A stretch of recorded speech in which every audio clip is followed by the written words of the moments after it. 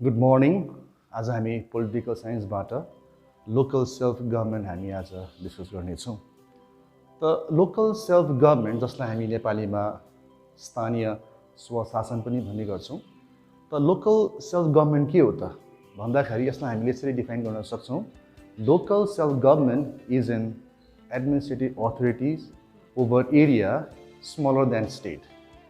र त्यो क्षेत्र त्यो एरिया जो चाहिँ राज्यभन्दा सानो छ अनि त्यो क्षेत्रको विकासको निम्ति प्रगतिको निम्ति बनिएको जुन एडमिनिस्ट्रेटिभ सिस्टम छ त्यो सिस्टमलाई चाहिँ हामी लोकल सेल्फ गभर्नमेन्ट भन्छौँ। अनि यो जुन लोकल सेल्फ गभर्नमेन्टको जुन कन्सेप्ट जुन आइडिया छ it was introduce by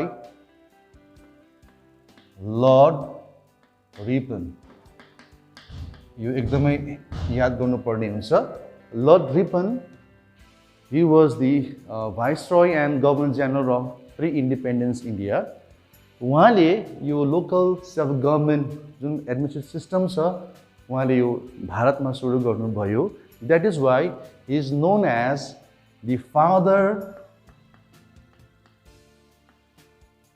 of local self government in India.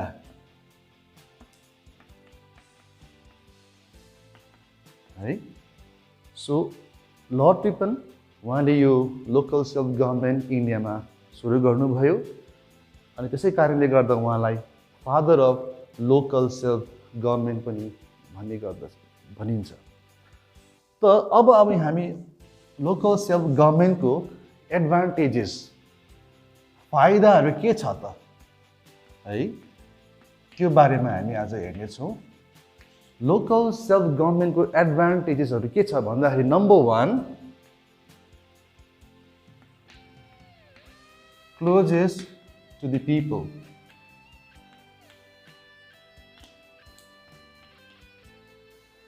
Local self गभर्नमेन्टमा कुनै पनि व्यक्तिले सहजै लोकल एडमिनिस्ट्रेसनलाई अप्रोच गर्न सक्छ, अपिल गर्न सक्छ अनि लोकल सेल्फ गभर्नमेन्टको माध्यमद्वारा त्यहाँको समस्यालाई समाधान गर्न सक्छ। So number 1 advantage is local self government is closest to the people.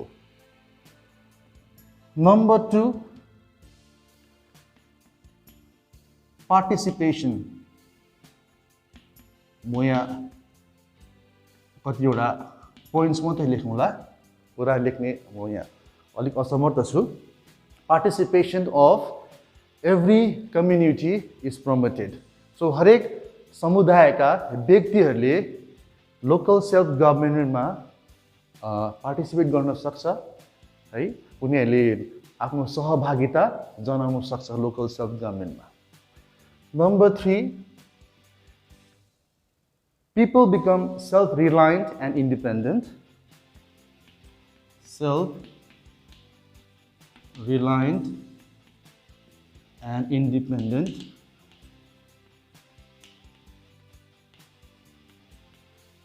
है लोकल सेल्फ गभर्नमेन्टमा मान्छेहरू आत्मनिर्भर हुने गर्छ अनि खुल्ला साथ उनीहरूले आफ्नो ठाउँको विकासको निम्ति उनीहरूले सहयोग पुर्याउन सक्छ, आफूले कन्ट्रिब्युट गर्न सक्छ है। नम्बर 4 नेसनल कन्सियसनेस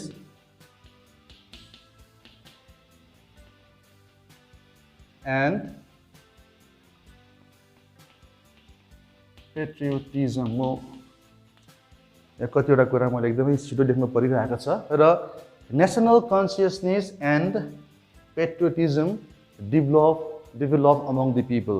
भन्नुको मतलब जब हामी समग्रमा काम गर्छौँ, एक भएर काम गर्छौँ, त्यतिखेर राष्ट्रिय चेतना अनि देशभक्तिको भावहरू पनि लोकल सेल्फ गभर्नमेन्टमा डेभलप हुने गर्दछ। So these are the advantages of local self government. अब हामी आउँछौँ लोकल सेल्फ गभर्नमेन्टको मुख्य कुरामा त्यो चाहिँ हो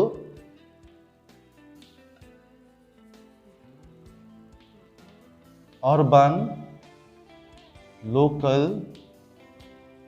गभर्नमेन्ट है अथवा म्युनिसिपालिटी। हेरौँ है। So the local government has been divided into two parts. One is urban local government अनि अर्को छ रुरल लोकल गभर्नमेन्ट। त्यो म केही क्षण बाद म एक्सप्लेन गर्नेछु। सो अर्बन लोकल गभर्नमेन्ट जसलाई हामी म्युनिसिपालिटी भन्छौँ अनि अर्बन भनेको चाहिँ सहरहरू है, टाउन सिटिज है। सो यो अर्बन लोकल गभर्नमेन्टलाई चाहिँ संविधानको 74th Amendment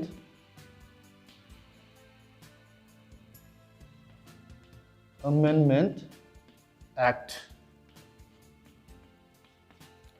सो यो 74th Amendment Act एक्सप्लेन गर्नु अगाडि म एक दुईवटा कुरा भन्न चाहन्छु कि 1980 सम्म सरकारले भिलेज डेभलपमेन्टमा अथवा पञ्चायती सिस्टममा धेरै फोकस गर्नुभएको थियो अनि धेरै कामहरू भएको थियो। 1980 सम्म सरकारले धेरै कामहरू गरे ग्रामीण क्षेत्रमा। तर बादमा 1985 देखि उसो चाहिँ सरकारले अर्बन सहरतिर पनि अथवा अर्बन डेभलपमेन्टको लागि पनि काम गरे अनि त्यस समय अर्बन डेभलपमेन्ट मिनिस्ट्री पनि बनियो। अनि 1992 मा यो कुरा याद गर्नुपर्ने हुन्छ। 1992 मा पार्लियामेन्टमा एउटा बिल पास गरियो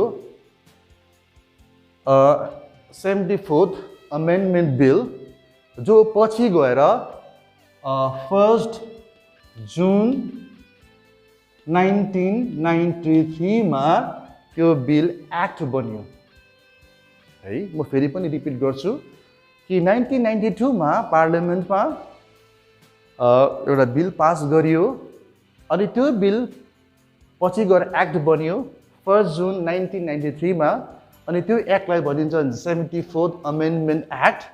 अनि this act relates with the municipality और relates with the urban local government. So यो कुरा याद गर्नुपर्ने हुन्छ कि 74th Amendment एक्टले चाहिँ म्युनिसिपालिटीलाई बुझाउँछ है। अब हामी म्युनिसिपालिटी अथवा लोकल सेल्फ गभर्नमेन्टको डिफ्रेन्ट फर्म्सहरूलाई हामी हेर्नेछौँ।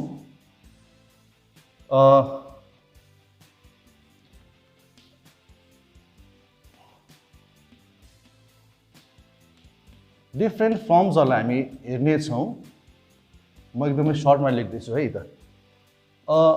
नम्बर 1 नगर पञ्चायत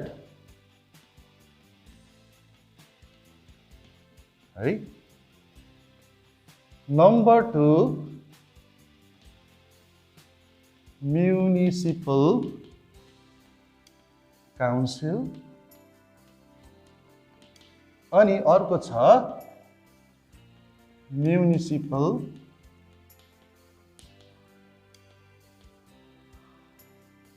कर्पोरेसन। सायद यो कतिजनालाई देख्नमा साह्रो भइरहेको होला। यसको म रिटन नोट्स म व्हाट्सएप ग्रुपमा म तिमीहरूलाई दिनेछु। सो अर्बन लोकल गभर्नमेन्टमा चाहिँ हामी यो तीनवटा फर्महरू भेट्छौँ। एउटा भयो नगर पञ्चायत, नम्बर 2 म्युनिसिपल काउन्सिल है अनि नम्बर 3 म्युनिसिपल कर्पोरेसन। अब यी कुराहरू चाहिँ के हुन् त?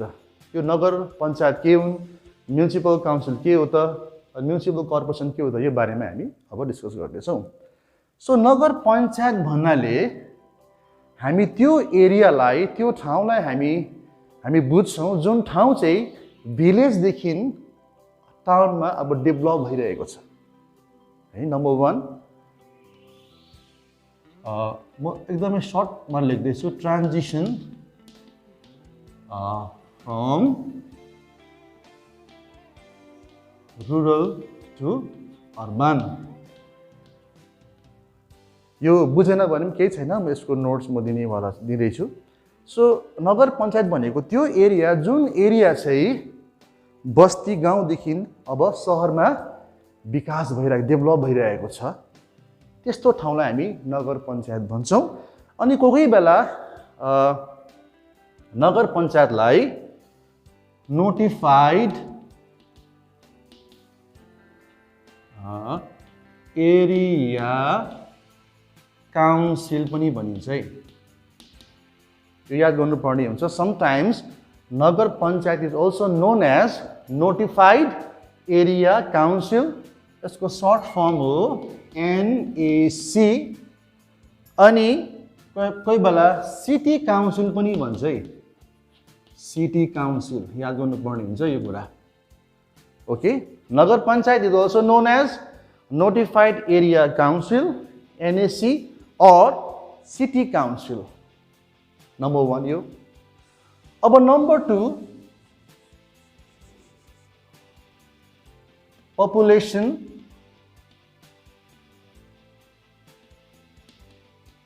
अप टू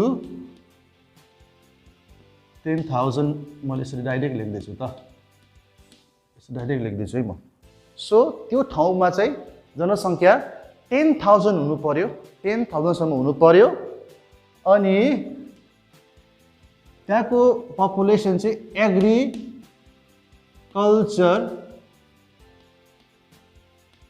बेस्ड हुनु पर्यो, याद गरौँ है। ओके, सो यो नगर पञ्चायतको पपुलेसन हुनुपर्छ म्याक्सिमम 10,000। ओके, अनि त्यहाँको जनसङ्ख्याको मूल आय स्रोत चाहिँ एग्रिकल्चर हुनुपर्छ। अनि त्यस्ता ठाउँलाई चाहिँ हामी के भन्छौँ? नगर पञ्चायत। सो यो भयो नगर पञ्चायतको सानो डिस्क्रिप्सन, यसको नोट्स म तिमीहरूलाई दिनेछु। अब हामी जो म्युनिसिपल काउन्सिलमा पपुलेसन म एकदमै सर्टमा लेख्दैछु, 10,000 to 3 lakhs हेरौँ है। सो पपुलेसन चाहिँ अब नगर पञ्चायत भन्दा म्युनिसिपल काउन्सिलमा अलिक बेसी भयो। सो म्युनिसिपल काउन्सिलमा पपुलेसन हुनु पर्यो in between 10,000 to 3 lakhs। Alright, number 2 point, municipal काउन्सिलमा इलेक्सन मार्फत त्यहाँ जनप्रतिनिधि चुनिनुपर्छ, जसलाई हामी भन्छौँ काउन्सिलर और कमिश्नर। म एकदमै सर्टमा लेख्दैछु है ल, काउन्सिलर और कमिश्नर।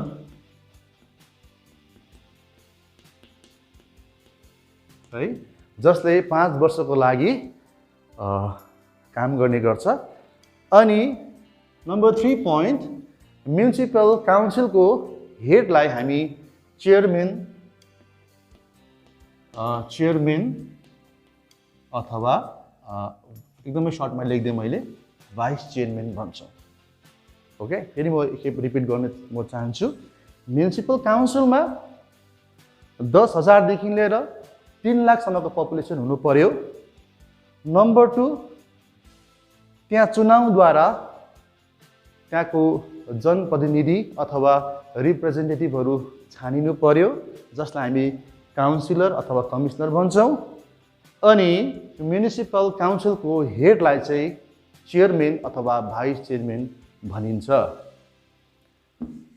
अब आयो नंबर 3 म्युनिसिपल कर्पोरेसन, जसको पपुलेसन 3 lakhs है, 3 लाख भन्दा बढी हुनु पर्यो अथवा ग्रेटर देन 3 lakhs। अघि हाम्रो यहाँ थियो 10,000 नगर पञ्चायतमा, त्यो बढी म्युनिसिपल काउन्सिलमा 3 लाख अप टु 3 लाख। अब म्युनिसिपल कर्पोरेसनमा चाहिँ 3 लाख भन्दा बढी पपुलेसन हुनु पर्यो। अनि यहाँ पनि म एकदमै सर्टमा लेख्दैछु, यहाँ पनि म्युनिसिपल काउन्सिल जस्तै चुनावद्वारा रिप्रेजेन्टेटिभहरू छानिनु पर्यो, चुनिनु पर्यो, जसलाई अघि मैले भनिहालेँ काउन्सिलर अथवा कमिश्नर भनिन्छ। अनि head of the municipal corporation जो छ त्यसलाई चाहिँ मेयर MAY मेयर अथवा सर्टमा मैले लेखिदिएको छु डिप्युटी मेयर। ठिक छ। सो यो तीनवटा कुरा याद गर्नुपर्ने हुन्छ कि अर्बन लोकल जो गभर्नमेन्ट छ यो it is for town and city, सहर बस्तीको व्यवस्थाको लागि हो। अर्को शब्दमा भन्नु पर्दाखेरि यो चाहिँ सहर अनि महानगरीहरूको एडमिनिस्ट्रेटिभ सिस्टमको लागि बनिएको यो डिफ्रेन्ट फर्म्स अफ गभर्नमेन्ट हो। नम्बर 1 इज नगर panchayat, number 2 is municipal council and number 3 is municipal corporation. अब हामी साइलेन्ट फिचर्सहरू हामी हेर्नेछौँ म्युनिसिपालिटीको हामी साइलेन्ट फिचर्स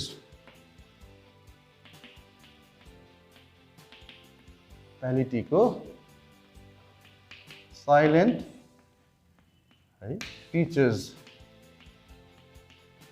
हेर्नेछौँ। एकदमै म सर्टमा भन्दैछु। Number 1 is composition.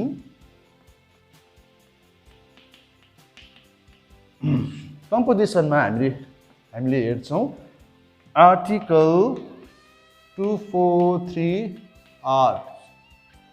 Okay, so silent features of म्युनिसिपालिटीमा हामी नम्बर 1 कम्पोजिसन।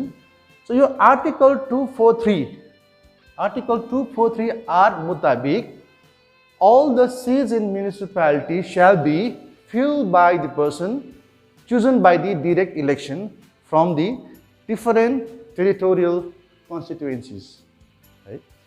So जति पनि पोस्टहरू छ म्युनिसिपालिटीमा त्यो चाहिँ इलेक्सनको माध्यमद्वारा छानिनु पर्छ अनि ती जो चुनिन्छ, जो व्यक्तिहरू चुनिन्छ, जुन व्यक्तिहरूलाई जनप्रतिनिधि मानिन्छ उनीहरूले 5 वर्षको लागि काम गर्नुपर्ने हुन्छ। So that is the composition of municipality. Number 2 reservation.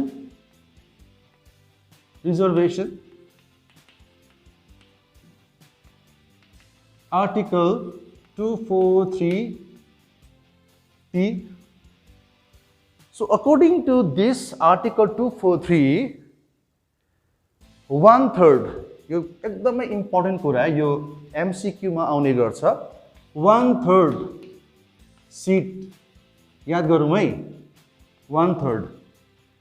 So article 243T अनुसार 1/3 of seat of the municipality are to be reserved for SC/ST women. Okay, so 243T आर्टिकलले चाहिँ के भन्दछ भनेदेखिलाई रिजर्वेसन 1/3 रिजर्वेसन चाहिँ हुनु पर्यो SC अनि ST वुमनको लागि भनेर यो आर्टिकलले भन्छ। त्यसरी नै हामी जान्छौँ, म यो मेटाउनु पर्यो। Number 3 duration.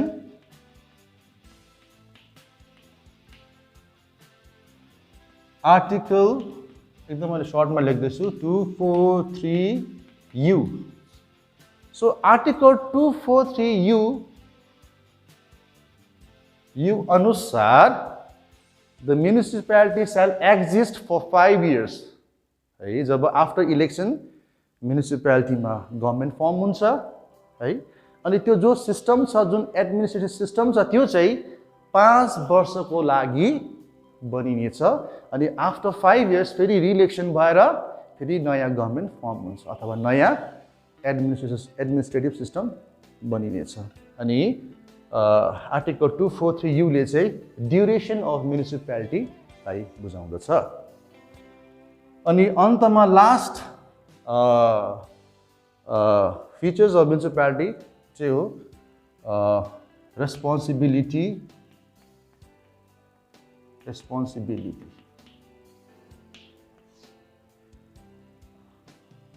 Article 243W।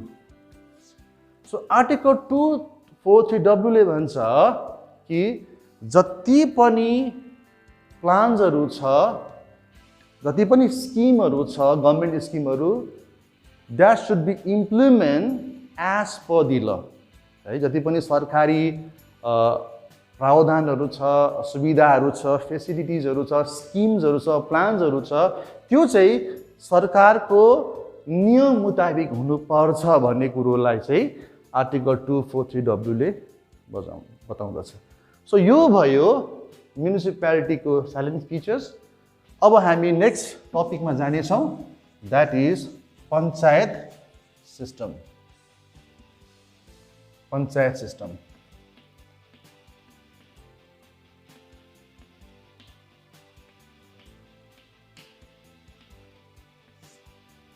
So यो पञ्चायतको मतलब चाहिँ के हो त भन्दाखेरि panchayat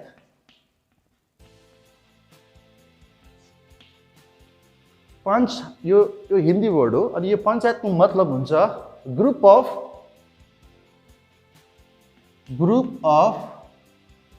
5 person selected by the village,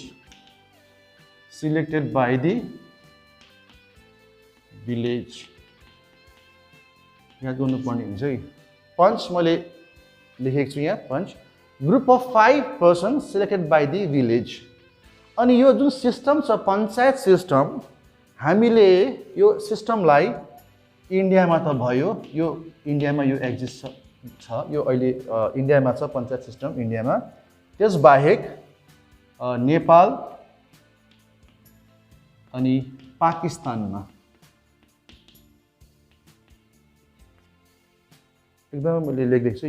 यो जुन चाहिँ छ पञ्चायत सिस्टम, यो चाहिँ इन्डिया बाहेक नेपाल अनि पाकिस्तानमा हामी पाउँछौँ है। Now let's come to the next topic, 73rd amendment. So अघि नै मैले भनिहालेँ 1992 मा एउटा बिल पारित भएको थियो, इन्ट्रोड्युस भएको थियो लोकसभा अनि राज्यसभामा।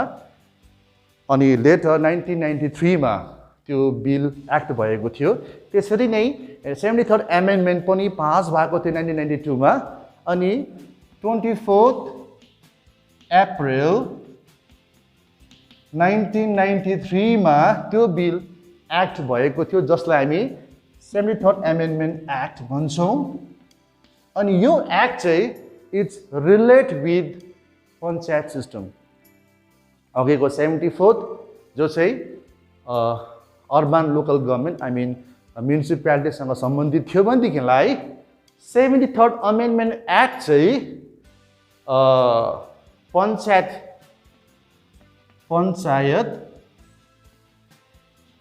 सिस्टमसँग सम्बन्धित छ, यो कुरा जान्नुपर्ने हुन्छ। अनि यो 73rd अमेन्डमेन्ट एक्ट चाहिँ इम्प्लिमेन्ट भयो 24 अप्रिल 1993 देखि।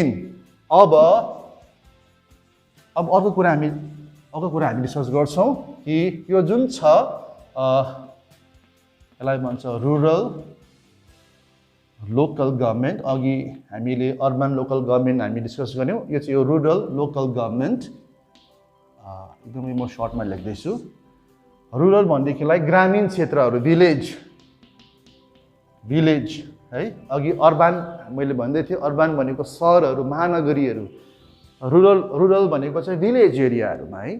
सो यो रुरल लोकल गभर्मेन्ट अथवा यसलाई हामी पञ्चायती भनौँ, यो सिस्टम छ पञ्चायत सिस्टम। यो पनि 3वटा भागमा बाँडिएको छ। नम्बर 1 इज ग्राम पञ्चायत, यो चाहिँ भिलेज लेभलमा हो, भिलेज लेभलमा। ग्राम पञ्चायत गाउँ बस्तीमा हुने गर्छ, भिलेज लेभल। नम्बर 2 पञ्चायत समिति ब्लक लेभलमा। अनि अर्को आयो जिल्ला परिषद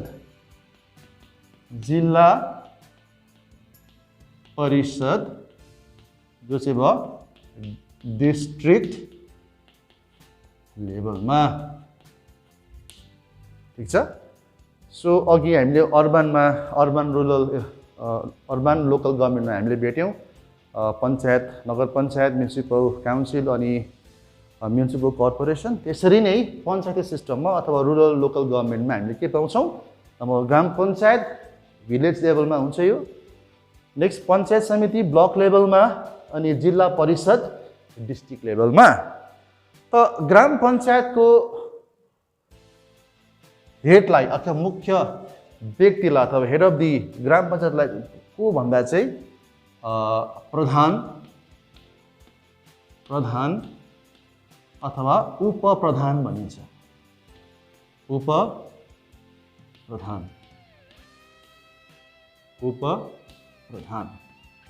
सो ग्राम पञ्चायतको जो हेड हुनुहुन्छ, जो मुख्य व्यक्ति हुनुहुन्छ, त्यसलाई प्रधान अथवा उपप्रधान भनिन्छ।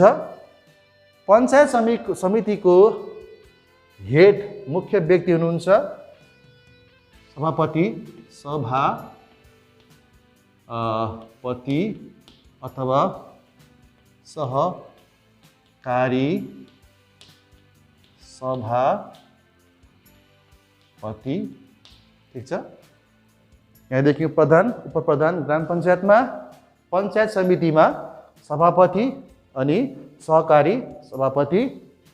अनि पञ्चायत समितिमा यो याद गर्नुपर्ने हुन्छ, यो बेला बेला एमसीक्यूमा यो क्वेसन आउने गर्छ कि बीडीओ, एकदमै मैले सर्ट फर्ममा लेखेँ यो पनि, block development officer, he is an ex officio executive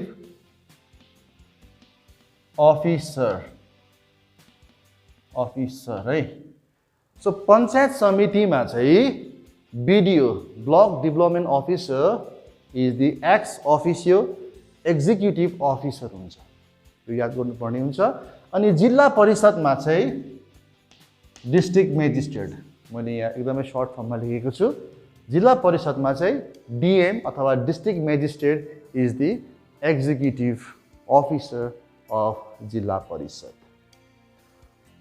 अब हामी एक दुईवटा कुरालाई मात्रै हामी हेर्नेछौँ। त्यो चाहिँ के भनेदेखिलाई यिनीहरूको फङ्सन्स, कामहरू के हुन् त है। ग्राम पञ्चायतले के गर्छन्, अनि पञ्चायत समितिले के गर्छन्, अनि जिल्ला परिषदले के गर्छन्, त्यो कुरालाई मात्रै हामी ध्यान दिनेछौँ। सो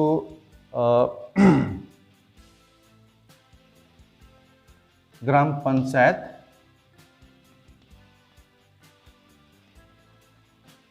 म यहाँ लेखी बस्दिनँ, म जस्ट एक्सप्लेन मात्रै गर्नेवाला छु है त। पञ्चायत